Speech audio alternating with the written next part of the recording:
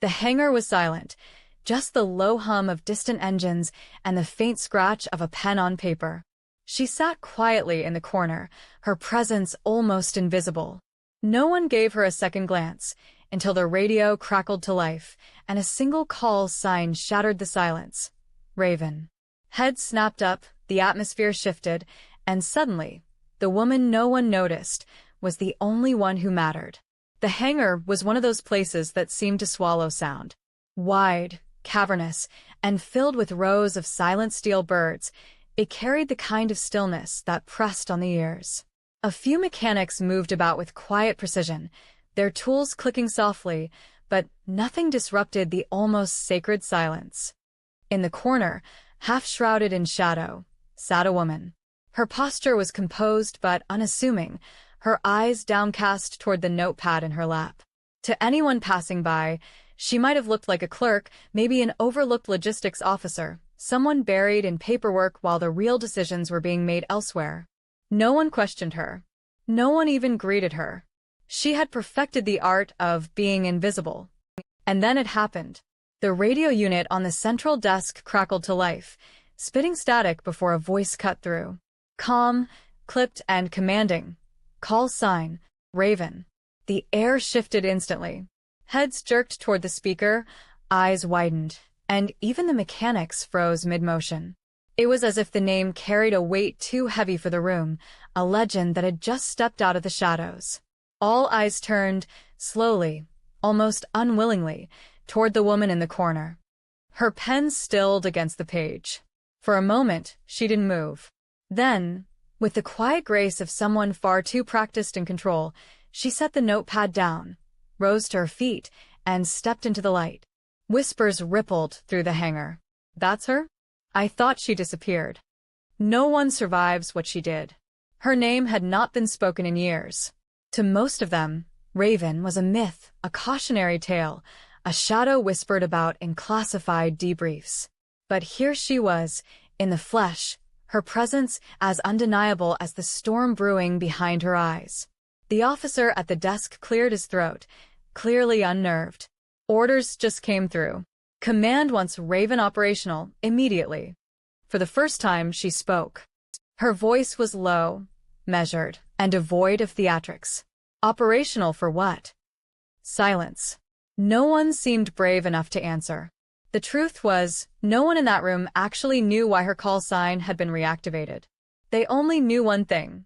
When Raven was called, it meant the stakes were higher than anyone wanted to admit. She glanced around the hangar, meeting their stares head-on. There was no arrogance in her gaze, only an unnerving steadiness. She didn't need to prove anything. The call sign had already done it for her.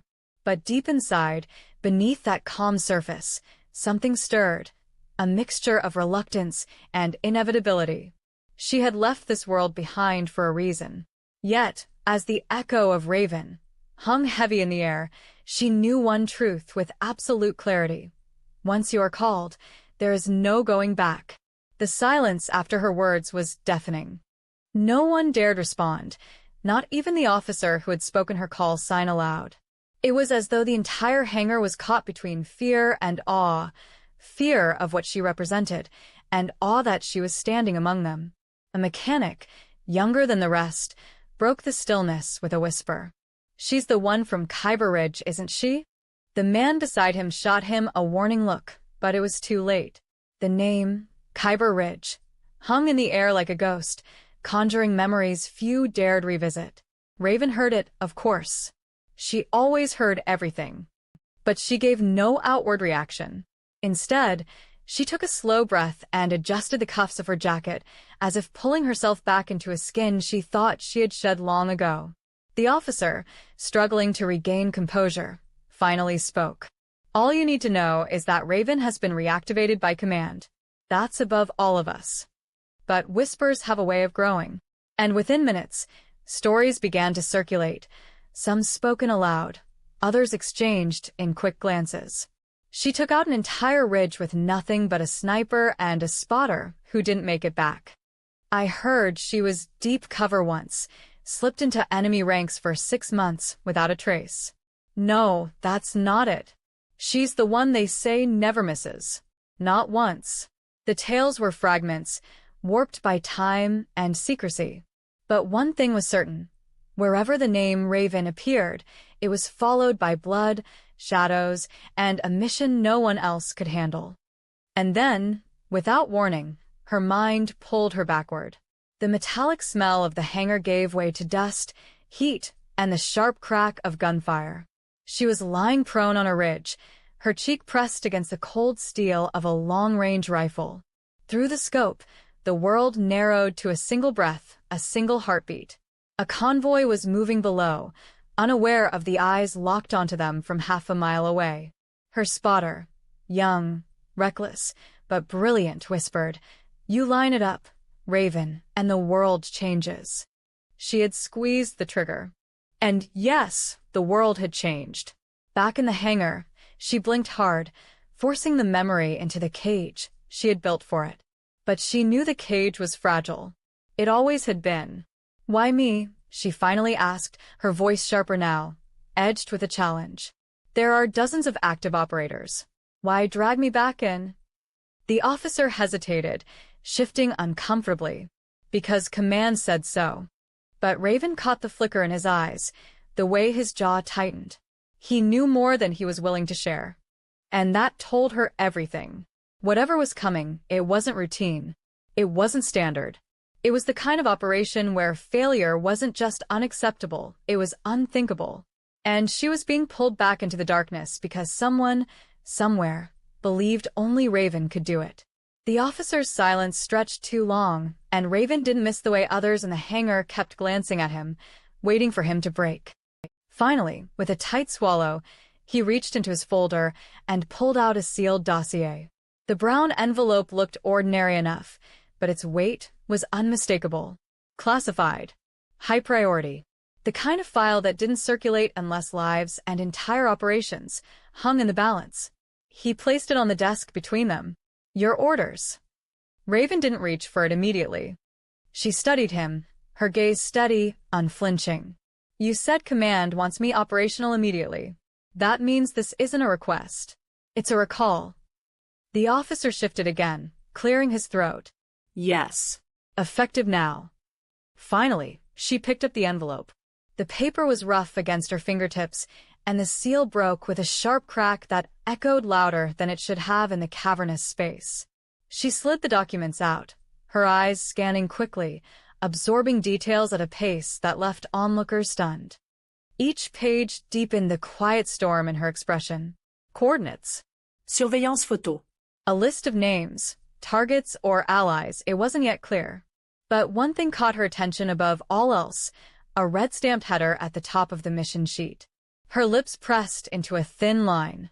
The name alone told her enough. Silent Dagger missions were ghosts among ghosts, operations buried so deep in black files that even those who executed them rarely understood the full scope. She placed the pages back down and looked squarely at the officer. "This isn't about me being the best option. This is about me being the only option." He didn't answer, but his silence was confirmation. The younger mechanic whispered again, unable to help himself. "What's Silent Dagger?" Raven's eyes flicked toward him, sharp as the edge of a blade. "Something you don't want to know about." The boy swallowed and looked away. Raven turned back to the file. Photographs stared up at her, grainy images of men armed to the teeth, their faces hardened by war. But there was one picture, slipped almost carelessly among them, that froze her in place. It was a man she knew. Not from rumors, not from dossiers, but from memory. Her hands tightened ever so slightly on the page. The officer noticed. "You recognize him?" She didn't answer right away. She was already weighing the truth against the danger of revealing it. Finally, she said only, "We've crossed paths." But inside, she knew the stakes had just become personal. The hangar seemed to close in around her, the hum of the lights louder than before, the smell of oil and steel sharper. She slid the dossier shut with deliberate calm. "When do we leave?" she asked. The officer didn't hesitate. "Dawn." Raven gave a single nod. There was no protest, no hesitation, only the quiet acceptance of someone who understood that destiny wasn't something you could walk away from. As the room slowly returned to motion, one thought pulsed through her mind with cold clarity. The call sign Raven had been spoken, and the world would never be the same again.